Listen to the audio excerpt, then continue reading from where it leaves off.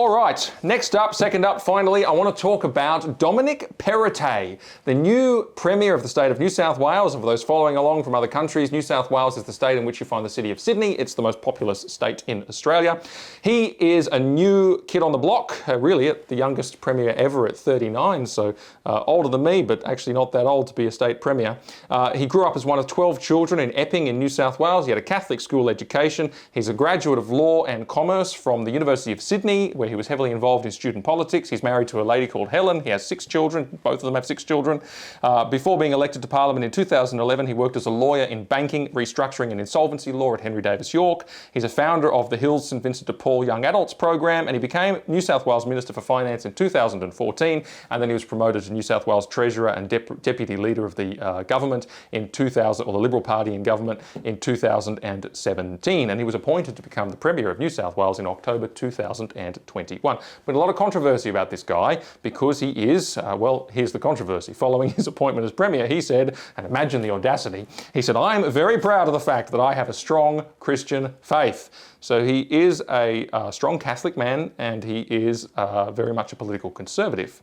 Now, I want to do a deep dive on this guy because I know a lot of people are trying to figure out what he stands for and where he's going. And I have a bunch of material here which will help you to answer that question. And honestly, it's quite, anyway, I'm pretty happy with it. Let's put it that way. But I'm going to go through his key political leanings and comments on key issues to give you a sense of who he is. In terms of his overall political leaning, in a Facebook post on November the 9th, 2016, we get some insights. And he said this, and I'll read a number of quotes here. People sometimes get annoyed when I look down a bit, but I'm going to have to because there's quite a lot of quotes. But you will get a sense of this guy. November 9th, 2016 Facebook post, he said this, and this was in response to the election of Donald Trump to US President. And he said, "There is a silent majority of forgotten people who feel like the values they hold dear are no longer being represented by the political class. In fact, these values are, and the people who hold them are looked upon with contempt. If you stand for free speech, you are not a bigot. If you question man-made climate change, you are not a skeptic. If you support stronger borders, you are not a racist. If you want a plebiscite on same-sex marriage, you are not a homophobe." That gives you the vintage of this. It was around the plebiscite. "If you love your country, you are not an extremist.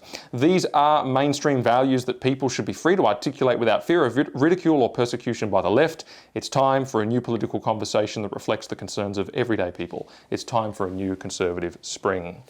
There's some general comments. What about particular? Well, let me go to the current issue of the moment, COVID-19. He's tasked with the job of leading New South Wales out of the lockdowns and all the rest of it. And here are some of his comments and how he differs with all the other state premiers in this country. He says a few things. It's ahead of...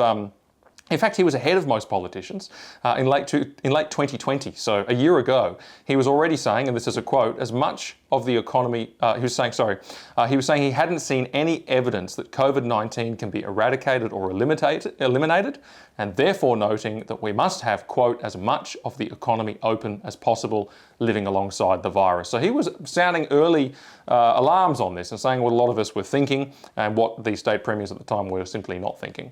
February the 24th of this year, he tweeted this: "The challenge for every government remains the need to balance the health response with the social and economic consequences.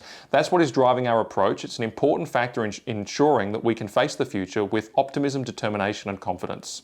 By June the 12th, he said this on Facebook: "A timid, incomplete reopening won't cut it. New South Wales leads Australia on many measures, and the success we've had containing the pandemic means we can lead the way too in confidently managing and living alongside COVID-19. September the 2nd, so just a month ago, a little over a month ago, he said, "It's time to face facts. COVID-0 is last year's race. The future belongs to those who are ready to live safely alongside the virus. Schools will be back, families will be reunited, businesses and jobs will return. Let's band together for the final push." Notice the complete difference of tone. There's an optimism, there's talking about the future, there's talking about hope, it's talking about getting our way out of this, leaving it behind us. Completely different rhetoric to what you see from all the other state leaders who say, "We will lock down as long as possible, as long as necessary.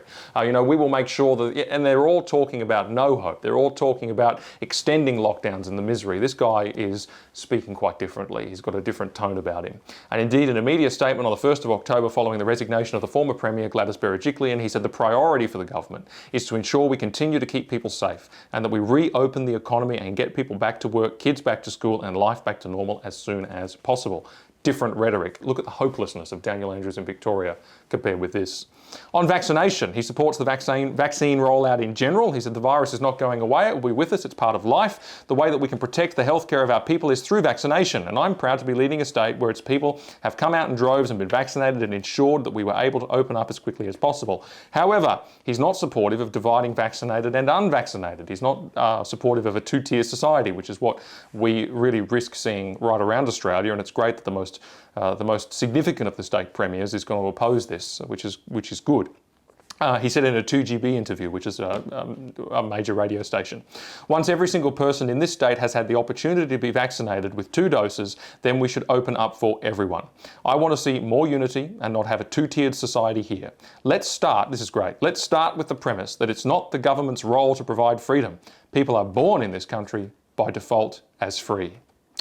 On family, here's a personal reflection, and I'll go through a few areas: family, abortion, euthanasia, and then some cultural Marxism, free speech, stuff like that. But on family, here's a personal reflection from him. He says, what I learned from Dad is that time is precious when you're at home. It's challenging to balance work and family time and make sure that when you're home, not somewhere else. It's something that he's instilled in me. You get your happiness and joy in life from your family. That's quite a statement of wisdom, you know. I wish young people understood that, and I especially wish young women understood that, because they're lied to, all young people are, that it's career. From the day you're born, what are you going to do when you grow up? What career are you going to have? What university are you going to go to? Have you decided? And they walk into the workplace with stars in their eyes as if this is going to fulfill them. Oh, please, it doesn't fulfill you. Good grief, unless you're 1 in 1,000. Unless you have a really unusual job or you're a really unusual character. Especially for women, it doesn't fulfill them. And Dominic Perrottet, man, he's dead right. A successful man at the top of his game, but he says you get your happiness and joy in life from your family. Note that, especially young people. Otherwise you will be very sad when a certain day in your life comes down the track. Anyway, on policy, not just personal, he says, I believe that the family is the cornerstone, the nucleus of our society. As John Paul II said, as the family goes, so goes the nation and the whole world in which we live. He argues that big government and government welfare can undermine family, and he makes some good points. He wrote an article which he got criticised for about that, but he basically said, look, welfare and all the rest of it, why would you have children if you're going to be looked after by the state? Why wouldn't you divorce if you're going to be cared for in your singleness by the state? And he makes really good points about the meddling hand of big government, is how he puts it, and how that it has, over time, undermined the family. Frankly, he's bang on. He said he wants to be the family premier. He said, up until now, all of our Liberal premiers have been infrastructure premiers, building roads, rail, schools and hospitals for communities right across the state. That won't change with me, but I'll also be a family premier. I think that's great. That's really good, and hopefully support for parental rights. There's a bill in the New South Wales Parliament at the moment for parental rights and to give parents a stronger say over ideology in schools and all the rest of it, put in by Mark Latham. Hopefully there's some support for that kind of thing from this guy. On cultural Marxism, he said some great stuff from a 2016 article. He says this, no one in this room, this is a transcript of a speech, so he says, no one in this room would be under any illusions as to the goals of the political left. Their original aim of social justice through helping the working class has been left far behind. Today, they cloak their politics in the sweet rhetoric of fairness, equality and tolerance, but their agenda is far from benign. They are motivated now by a burning hostility to our culture and heritage. They're not seeking reform, but revolution, and that's right. That's why the Marxist bit, right? It's revolutionary, it's wrecking the joint. It's no coincidence that they want to redesign our flag, rewrite our anthem, remove Anzac Day, replace our constitution, repudiate our Judeo-Christian heritage and rename our national day. Increasingly what we are seeing today is the mobilisation of state power to attack the sacred foundations of our democratic contract, things like rights of freedom of thought, speech, expression and association. And the next quote is really good, and I wish all members of the Liberal Party would understand this. Oh man, they don't stand for anything but economic pragmatism these days, and Dominic Perrottet points that out and says what the problem is. He says the left talk about emotion, fairness, hope, change, and we, that is the Liberal Party, talk about economies, tax rates and GDP. We are not just an economy, we are a community, a nation, a people. By only talking in economic terms, we risk being seen as just the clean-up crew for Labor's economic mess, and all we become is nothing more than the funding arm for Labor's cultural Marxism. Oh, that's so good. It's a partisan comment, I know, but the point he's making is Basically, the Liberals have lost their conviction when it comes to anything outside of dollars and cents. And that means that Labor comes in and they are full of values, they're full of conviction, they're full of purpose, and they change the social fabric of the nation as much as they change anything else. And then the Liberals come in too afraid to address those social issues, too afraid to roll anything back, and they change nothing on a social front. We're dealing with this federally at the moment, it's infuriating. And they change nothing, but they just talk about dollars and cents and clean up the economy, thereby funding the changes that were put in by the other guy. This guy is smart, man. He's really smart. People need to listen to this. Anyway, let me make there's been some key issues in New South Wales around life. Abortion, euthanasia being the really big ones. Let me read you some quotes from him about abortion and euthanasia, both of which are a bit lengthy but are really good. On abortion, he gave a speech in Parliament on the Reproductive Health Care Reform Bill 2019, and here are some excerpts. He started with this phrase, "I rise to speak on behalf of those who cannot speak for themselves."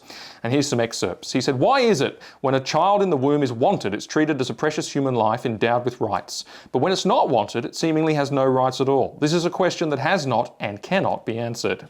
The truth is our human rights aren't subjective. They don't depend on the feelings of other people or our current circumstances. And they exist whether a piece of paper recognises them or not, with the right to life the most important right of all."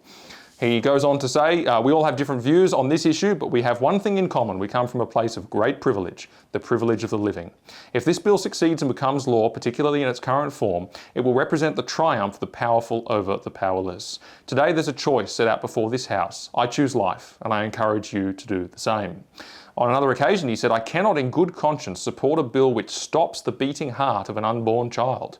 While late-term abortions may be rare, that doesn't necessarily make them right. This bill removes the requirement that late-term abortions are only to be performed to preserve the health and well-being of the mother. Instead, it allows late-term abortions right up to birth without any real restrictions. Gladys Berejiklian and I agree on most things. On this issue, we agree to disagree."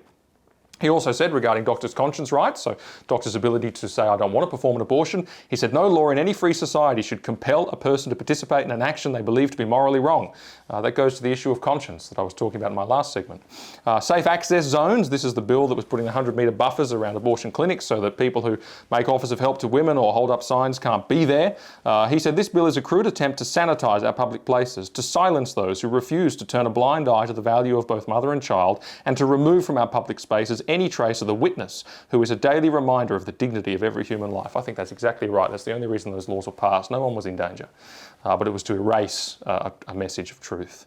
On euthanasia, his comments are fantastic. I mean, he's got so many good comments. I'm going to have to cut some out. But on euthanasia, he says this. He published an opinion piece around the time that the last euthanasia bill came up in the New South Wales Parliament. I think it was 2017. And he says this. This is great. "A familiar footnote appears at the bottom of countless news reports on voluntary assisted dying.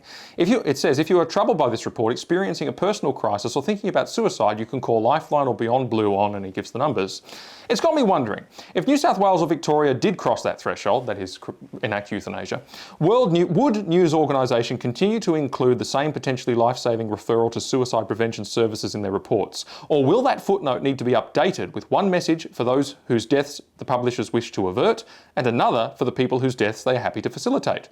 And what about the suicide prevention hotlines themselves? Will they screen out people whose wish to die sounds rational and who may qualify under the relevant legislation, distinguishing them from the thousands of callers desperately seeking help to avoid the tragedy of suicide?" He goes on later, "With assisted suicide laws, doctors will make mistakes, victims will be pressured, judgments will be clouded, and among all the arbitrary rules and safeguards, only one thing is absolutely certain. Innocent people will die at the hands of these laws if they pass. At least the falsely imprisoned can be exonerated and freed even years after the fact. For the innocent victims of assisted suicide laws, there can be no long awaited justice for just the silence of the grave. This is a dark, dangerous void of confusion and contradiction that we're steering our society into if we back these bills. We must not create a two-tier society of the worst possible kind, where there are those whose lives we desperately work to preserve and those whom to whom we really will be saying, you are better off dead." He later tweeted, "I will help you, but I will not kill you." He's also made some statements on same-sex marriage. He said, "You're going to weaken the family bond if you change the definition of marriage." I agree with that, but that's old news now. But he made this comment. There was a situation in the New South Wales Public Service where there was a Wear It Purple Day in the public service. and they encouraged staff to add pronoun preferences to their email signatures and also suggested the replacement of all these gendered phrases, such as "hey guys," "welcome folks," and also discouraging husband and wife references. He made a good point on radio. He said, "We can't have people get rid of their own identities for the sake of other people's inclusion. I don't care if people call their spouse husband, wife, partner, boyfriend, girlfriend, darling, honey, babe. We wouldn't have Father's Day if we keep going down this path because some people don't have a father. I'll be making sure people in Treasury are free to call their spouse whatever they like." So fair enough. Now there's some great points. I'll read two more significant quotes just to give you a broader view of where he's coming from, both of which are worthwhile. On free speech, he said, "Individual freedoms are so important. They act as a check and a balance, a great wall against the ever-growing power of the state. They also provide a framework that allows civil society to flourish. But more concerning than the nanny state is the rise of identity politics and the weaponisation of political correctness against free speech. Identity politics is predicated on divisiveness. It segments people into groups and sets them against each other." This guy sounds like me. "Race is pitted against race, sex against sex, religion against religion. And respect, freedom, and other social privileges are then rationed out according to inherent personal attributes. It's another fruit from the poison tree of political correctness." Sociologist Jonathan Chait, anyway, C-H-A-I-T, defines political correctness as an attempt to regulate political discourse by defining opposing views as bigoted and illegitimate. Well, ain't that the truth? In other words, political pluralism is denied as there is only one acceptable perspective on contentious issues. All other views must be shut down. And we see it everywhere, especially in the policing of our speech. It's schools banning Christmas carols in case they offend, which has happened a number of times, including in the whole state of Victoria. It's David Morrison wanting to ban the word guys in the workplace. It's Get Up activists telling us not to celebrate Australia Day because it's racist. And it's a group advising the Victorian government wanting to stop the term pregnant women because any gender can be pregnant. Political correctness may have started out with good intentions to promote equality for minority groups, but as feminist Ayaan Hirsi Ali points out, it's now increasingly used as, quote, a weapon to silence those who tell the truth. Political correct bullies now use the power of the state to shut down debate. It's just so true. And here's the last big quote that I was going to read, and this is his reflection. This gives you a really nice overall sense of his political philosophy. And it's again a reflection on the US Republican Party in 2016 when Donald Trump won in what was a stunning upset election victory in the eyes of the world. And he said this: "As the home of the centre-right tradition in this country," that is the Liberal Party, and international people will be confused because liberal means left in some parts of the world. Liberal here means classical liberal, so economic liberal, so actually a fiscal conservative. So he says, we're the home of centre-right tradition in this country, the Liberal Party, and we are most susceptible to the kind of disruption that we're seeing overseas. While many in the Republican Party complain about Donald Trump, he's a product of their own creation. They embraced an elite big business agenda, shut out their base, and did not respond to the growing disillusionment around them." I mean, we're in negotiations with the government right now about something, and they are refusing to listen to the voice of ordinary folk, and they are adopting the big business agenda. That's very real. It's a government by elites for elites, and they just forget about the ordinary folk and they don't care. Here, we are in real danger of forgetting the forgotten people ourselves, and we cannot make that mistake. There is and always will be a centre-right vote in this country. It doesn't mean that the Liberal Party will always be its natural home. This is not something I want to see happen.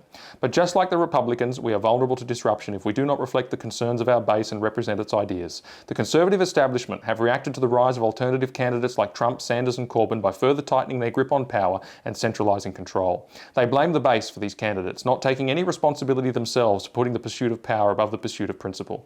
To win elections, you have to appeal to the middle ground, but you also have to lock in your base first. Unless you have the base behind you, you can't even get through the gate to fight for the middle ground. We should not be scared of our own base. They are crying out for thought leadership and alternative policies. Conservative politicians are here to serve and represent, not control and exclude. Amen, brother. Basically the average Liberal politician's too gutless to talk about what their base is actually concerned about. And they're too gutless because of what the media will do to them.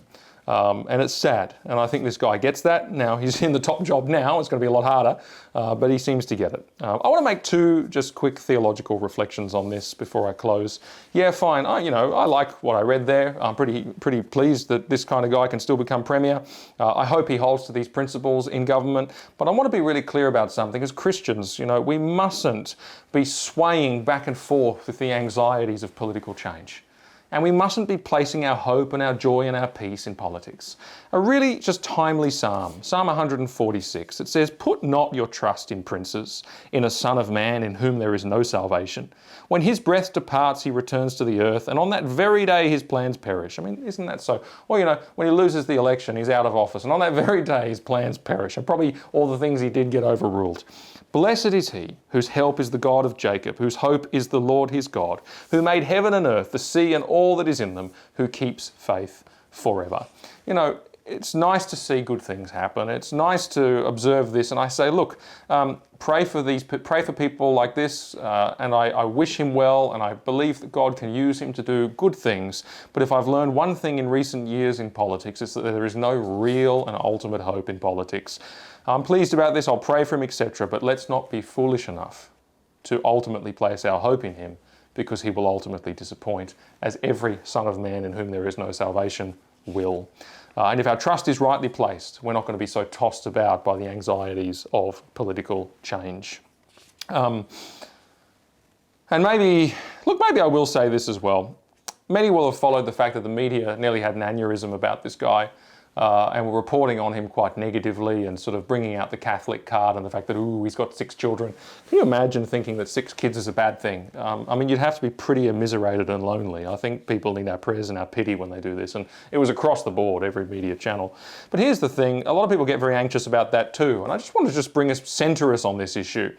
This is not remotely surprising. So long as he stands firm on his values, this is going to continue to happen. And it would happen to anyone who stands firm on Christian values or as a Christian in the public squares. It's not going to stop.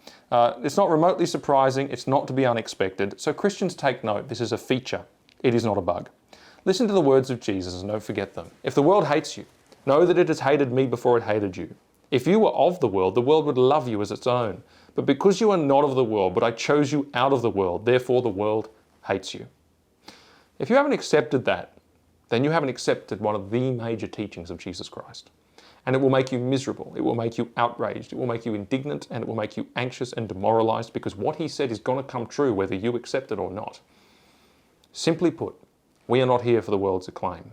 We are not promised the world's acclaim. Rather, we are here for the acclaim of Jesus Christ. We are not of this world, but we are of him whom this world rejected. And in that, there's cost. There's temporal cost, but there is real joy and there is greatest reward. Just think of those words of Jesus himself. "Well done, good and faithful servants." So let's keep that in perspective, but also let's give thanks for this guy and pray that some of the things he believes in may come to pass.